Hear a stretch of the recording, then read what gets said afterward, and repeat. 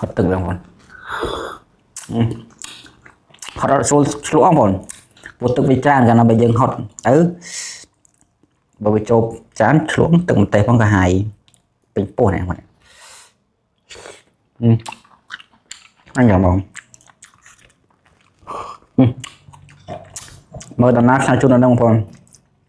តែបញ្ជាក់ដែរបងប្អូននឹងខ្ចង់បឹងអីធំអីខ្ញុំចង់បាន1គីឡូ2គីឡូទុកថតឲ្យបងប្អូនបានទស្សនាទុកអីឲ្យវាធំតិចបងនេះតូចហើយវាថ្លៃដែរបញ្ជាក់ដោយសារថ្លៃវាយើងនៅស្នេហ៍វាគិតតែថ្លៃឯងព្រោះចូលយើងតាមស្រែខ្វៃចឹងគាត់ថាវាមានលេខបឹងវាមានលេខខ្ចង់ថៃឡើយចឹងបង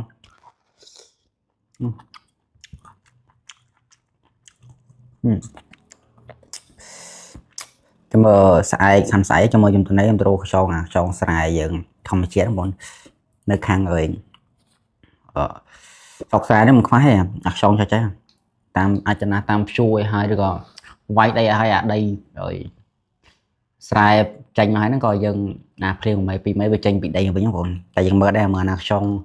ថៃខ្ចង់ខ្មែរអញ្ចឹង